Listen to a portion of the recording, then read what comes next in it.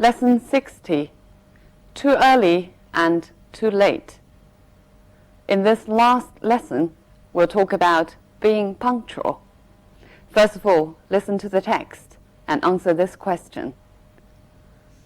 Why did the young girl miss the train? Punctuality is a necessary habit in all public affairs in civilized society. Without it, nothing could ever be brought to a conclusion. Everything would be in a state of chaos. Only in a sparsely populated rural community is it possible to disregard it. In ordinary living, there can be some tolerance of unpunctuality. The intellectual, who is working on some abstruse problem, has everything coordinated and organized for the matter in hand. He is therefore forgiven if late for a dinner party. But people are often reproached for unpunctuality when their only fault is cutting things fine. It is hard for energetic, quick-minded people to waste time, so they are often tempted to finish a job before setting out to keep an appointment. If no accidents occur on the way, like punctured tires, diversions of traffic, sudden descent of fog, they will be on time. They are often more industrious, useful citizens than those who are never late. The over-punctual can be as much a trial to others as the unpunctual. The guest who arrives half an hour too soon is the greatest nuisance. Some friends of my family had this irritating habit. The only thing to do was ask them to come half an hour later than the other guests. Then they arrived just when we wanted them. If you are catching a train, it is always better to be comfortably early than even a fraction of a minute too late. Although being early may mean wasting a little time, this will be less than if you miss the train and have to wait an hour or more for the next one. And you avoid the frustration of arriving at the very moment when the train is drawing out of the station and being unable to get on it. An even harder situation is to be on the platform in good time for a train and still to see it go off without you. Such an experience befell a certain young girl the first time she was traveling alone. She entered the station 20 minutes before the train was due. Since her parents had impressed upon her that it would be unforgivable to miss it, and caused the friends with whom she was going to stay to make 2 journeys to meet her. She gave her luggage to a porter and showed him her ticket. To her horror, he said that she was 2 hours too soon. She felt in her handbag for the piece of paper on which her father had written down all the details of the journey and gave it to the porter. He agreed that a train did come into the station at the time on the paper and that it did stop, but only to take on mail, not passengers. The girl asked to see a timetable, feeling sure that her father could not have made such a mistake. The porter went to fetch one and arrived back with the station master, who produced it with a flourish and pointed out a microscopic O beside the time of the arrival of the train at his station. This little O indicated that the train only stopped for mail. Just at that moment, the train came into the station. The girl, tears streaming down her face, begged to be allowed to slip into the guard's van. But the station master was adamant. Rules could not be broken. And she had to watch the train disappear towards her destination while she was left behind. So why did the girl miss the train? Because the train she wanted to catch was a mail train, not a passenger train.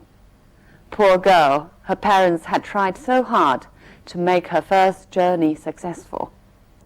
But her story is only a part of this text. This text is actually about punctuality.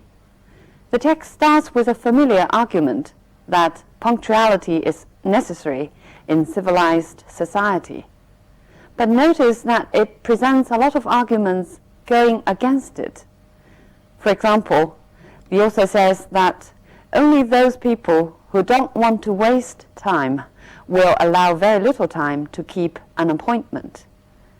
But unexpected situations will often make them late. The author argues that they are more useful citizens than those who are never late, and he calls those who always arrive at an appointment too early as the greatest nuisance. Of course, in the second paragraph, he says that if we are traveling, better allow enough time, or better be too early than too late. And then he gives us the example of this girl who was punctual but still missed the train, indicating that sometimes punctuality can fail us. So in a sense, this text is more about the complexity of punctuality. Let's first look at some language points. Only in a sparsely populated rural community is it possible to disregard it. Only here is put at the beginning of the sentence, so that you see there's an inversion. 所以我们看到句子有倒装。Its normal order should be, it is possible to disregard it only in a sparsely populated rural community. A sparsely populated rural community is one with a small number of population. Sparsely means a small number scattered in a large area. For example, the area is sparsely inhabited because the land is poor. 因为土地贫瘠，所以这个地区人口稀少。Our house is still sparsely furnished, which means our house doesn't have too many pieces of furniture right now. Is it possible to disregard it? Disregard means ignore. The usual collocations include disregard a habit, or disregard social conventions, or disregard customs. Here it is disregard the convention of punctuality. Some tolerance of unpunctuality, the opposite of punctuality, and punctuality appears as the first word in this text. Punctuality is a necessary habit in all public affairs in civilized society. Its adjective form is punctual, being on time. For example, one is expected to be a punctual person in civilized society. The intellectual who is working on some abstruse problem has everything coordinated and organized. An intellectual is a highly educated person whose major works are involved with studying or careful thinking. 相当于中文的知识分子。Intellectual is also the adjective of intellect. Intellect refers to the ability to think intelligently, 理性或者说智性。For example, your writing should appeal more to the intellect than the emotion. 你的文章应当诉诸智性或者说理性，而不是情感。My job doesn't provide much intellectual stimulation. My job doesn't have too much stimulation in the intellect. Notice that intellect means differently from intelligence. Intelligence refers to the ability to understand or to learn, judge. 智力. IQ is actually the initials of intelligence quotient, 就是智商. Its adjective form is intelligent, which means bright, clever. For example, she was an intelligent student at school. Who is working on some abstruse problem. Abstruse means very difficult to understand, 深奥的. For example, you can describe a philosophical essay as abstruse. Has everything coordinated. Coordinate means make various things or parts work effectively as a whole. 协调. For example, we need someone to coordinate the whole project. The matter in hand. In hand here means something important at this moment. We'll look at more examples. I wish you could concentrate on the job in hand. I wish you could concentrate on the most important job right now. I've got enough money in hand now to buy a new car. Enough money in hand means enough money available. They have had plenty of time to prepare, so the arrangements should be in hand. In hand here means ready. Their only fault is cutting things fine. Cut things fine means allow very little time or money to do something. For example, she arrived 10 minutes before her flight, so she was cutting a bit fine. Before setting out to keep an appointment. Keep an appointment means to remember to go to an appointment that you have already made. Let's look at more examples about how to use the word to express different things related to an appointment. I'd like to make an appointment with Dr. Wilson, please. To set up an appointment at certain time or place, you say, make an appointment with somebody. I'm afraid I'll have to cancel my dental appointment.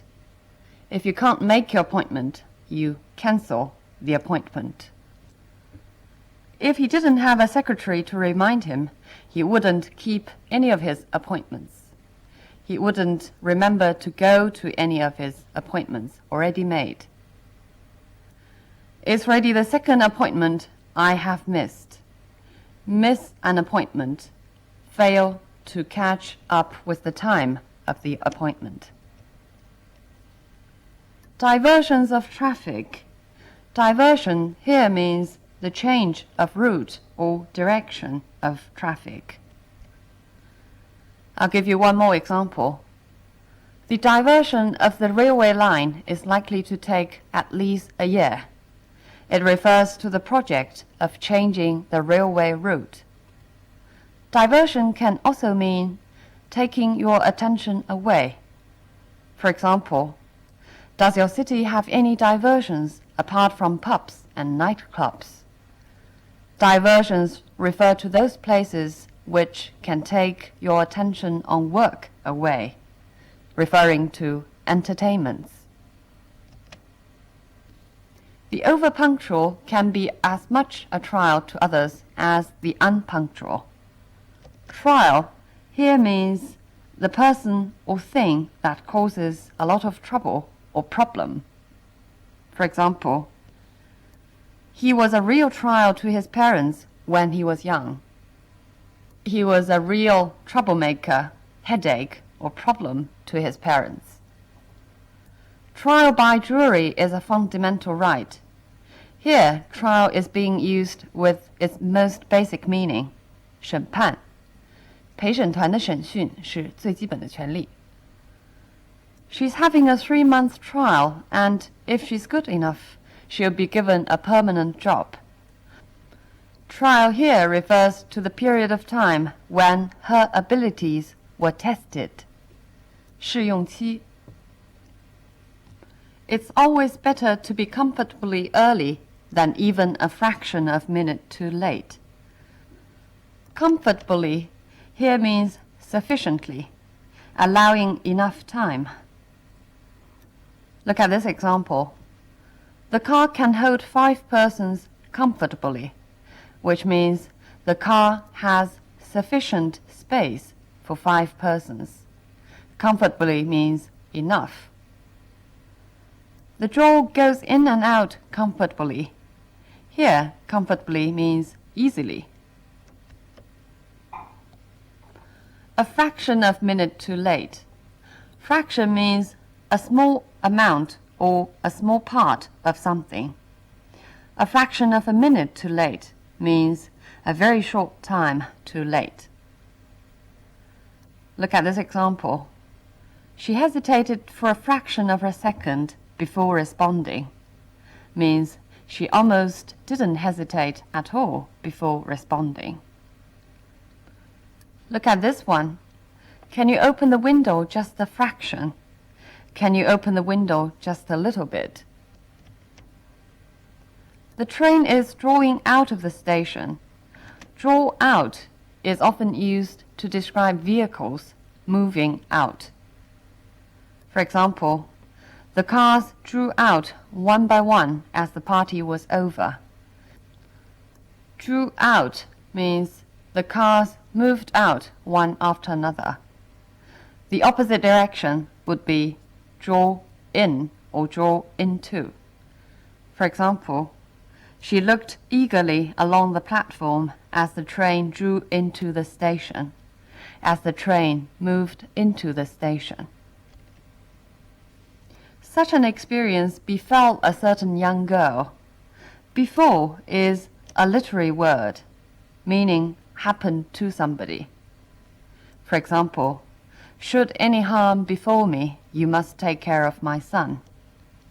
If any harm happens to me. Notice that before is usually used to describe something bad. Before the train was due.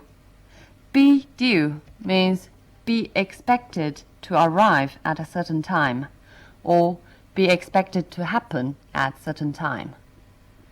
For example, the rent is due on the 5th of every month. So you must pay the rent on the 5th of every month. The meeting is due to be held in 6 months' time. The meeting is expected to be held then. Her parents had impressed upon her that it would be unforgivable to miss it. Impress upon somebody means make somebody realize the importance of something. For example, she's always trying to impress upon me or impress on me how much easier life is if one is organized. She's always trying to make me realize the importance of being organized. She felt in her handbag for the piece of paper. Feel here means to touch something in order to discover it. Let's look at more examples. It's freezing here. Just feel how cold my hands are. Just touch my hands. Feel in the bottom of the letterbox for the keys. Put your hand in the bottom of the letterbox to search for the keys. And there's a phrase of feel one's way. For example, the room was so dark that I had to feel my way to get to the door. This text is entitled Too Early and Too Late. The text actually has given us a lot of different ways of expressing time. Let's look at them. The overpunctual can be as much a trial to others as the unpunctual.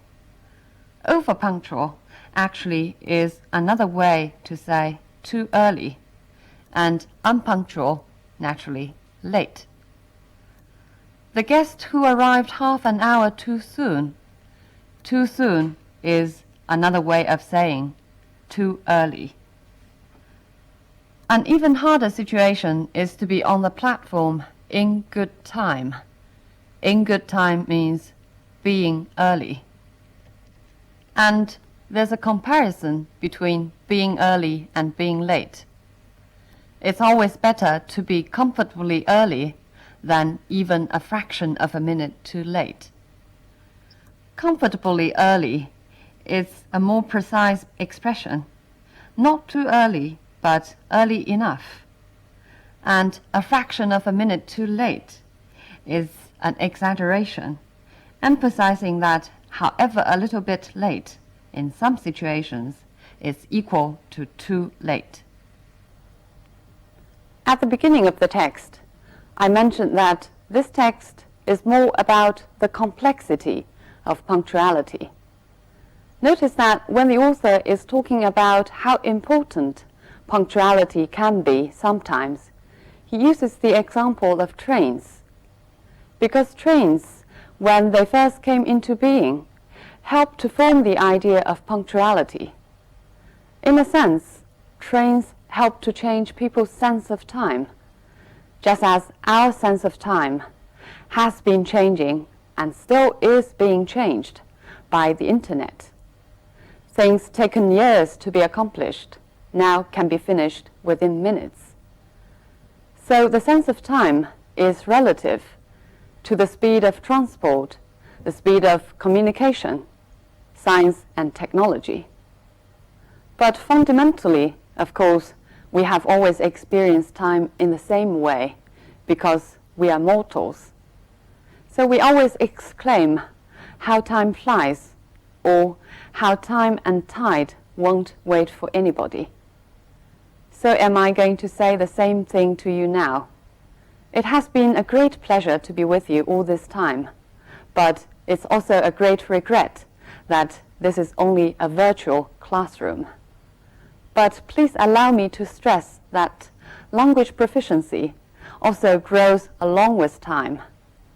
I remember that once when Alexander was asked about the shortcut to English study, he answered, read, read, and read. That is also the last words I'm going to say to you. So long, you have all my best wishes.